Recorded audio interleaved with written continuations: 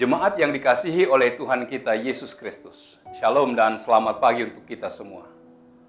Firman kehidupan di pagi hari ini tertulis dalam Injil Markus pasal 3 ayat 35. Barang siapa melakukan kehendak Allah, dialah saudaraku laki-laki, dialah saudaraku perempuan, dialah ibuku. Demikian firman Tuhan. Saudara-saudara yang dikasihi oleh Tuhan kita Yesus Kristus, dengan melakukan kehendak Allah, kita adalah saudaranya. Benarkah kita sudah bisa dikatakan saudara Yesus?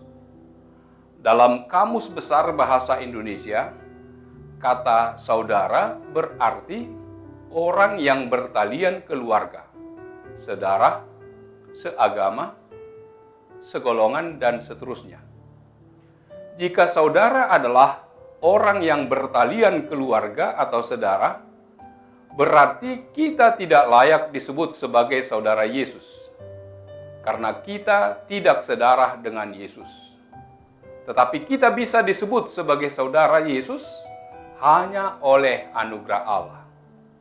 Sebagai anak ataupun saudara Yesus, bagaimana sikap hidup kita yang bisa memperlihatkan bagian dari keluarga Allah?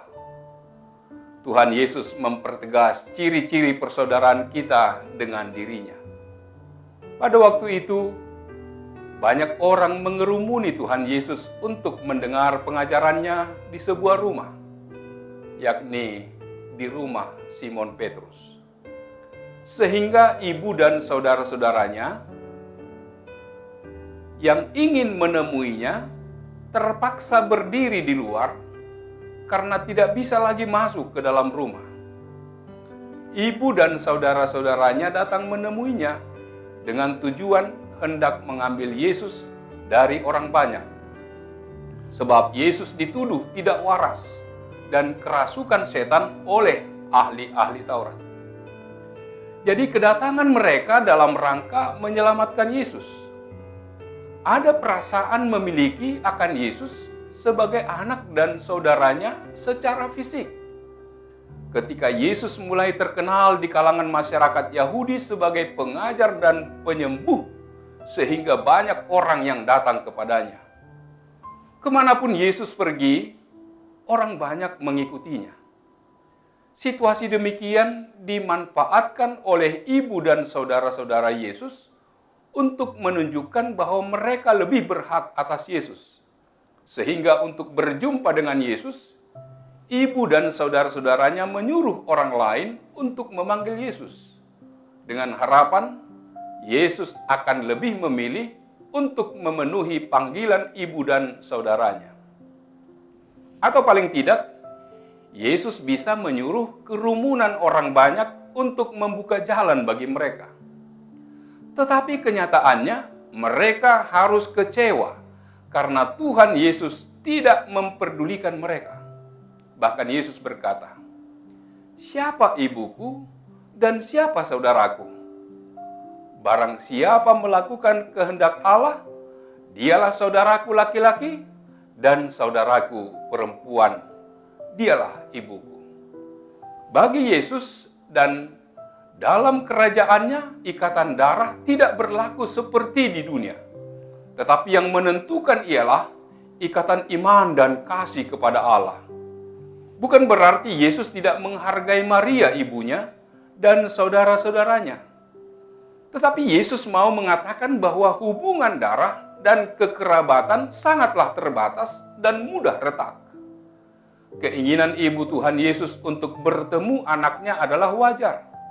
Tetapi di sisi lain, Tuhan Yesus mau menyatakan bahwa kebenaran sejati harus diberitakan. Hal yang utama bukanlah mengikuti kehendak jasmani, tetapi yang rohani. Siapa yang melakukan kehendak Allah adalah saudaraku dan ibuku.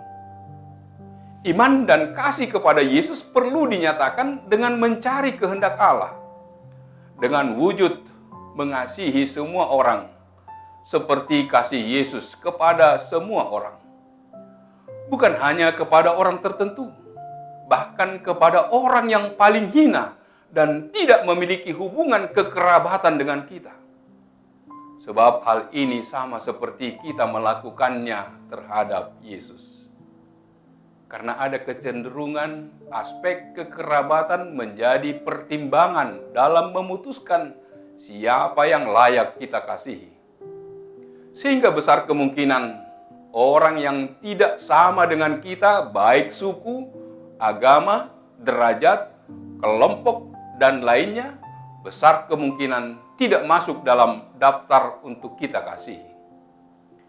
Jika Yesus sudah menjadikan kita sebagai saudaranya dan masuk dalam keluarga Allah, dengan tidak melihat latar belakang kita, siapa saja bisa menjadi saudara Yesus, keluarga Allah, karena Ia tidak memperhitungkan kelahiran secara jasmaniah, tetapi kelahiran secara rohaniah.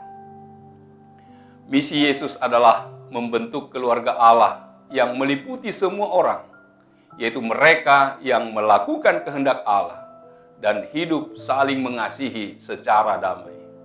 Hubungan ini tidak lagi berdasarkan darah daging, tetapi karena mau melakukan kehendak Allah.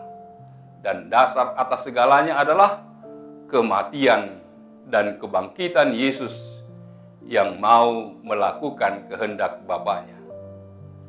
Mari bersama kita lakukan kehendak Allah, agar kita disebut saudara oleh Yesus dan menjadi keluarga Allah yang hidup saling mengasihi tanpa membedakan, seperti Yesus yang tidak pernah membedakan kita. Amin. Marilah kita berdoa. Allah Bapa di surga, terima kasih Tuhan atas sapaan firman-Mu yang mengingatkan kami agar tidak membedakan seorang dengan yang lain. Engkau telah menunjukkan kasih-Mu kepada kami ketika Engkau berfirman, barang siapa melakukan kehendak Allah, dialah saudaraku laki-laki, dialah saudaraku perempuan, dialah ibuku. Oleh karena itu ya Tuhan, ajarlah kami untuk melakukan kehendak-Mu di bumi. Berangkatkanlah kami untuk tugas dan pelayanan kami, pekerjaan kami dalam satu hari ini. Biarlah semuanya kami lakukan menjadi pujian dan kemuliaan bagi nama Tuhan. Dalam nama Yesus kami berdoa dan mengucap syukur. Amin. Anugerah dari Tuhan kita Yesus Kristus, kasih setia dari Allah Bapa, serta persekutuan dengan Roh Kudus, kiranya menyertai kamu sekalian. Amin.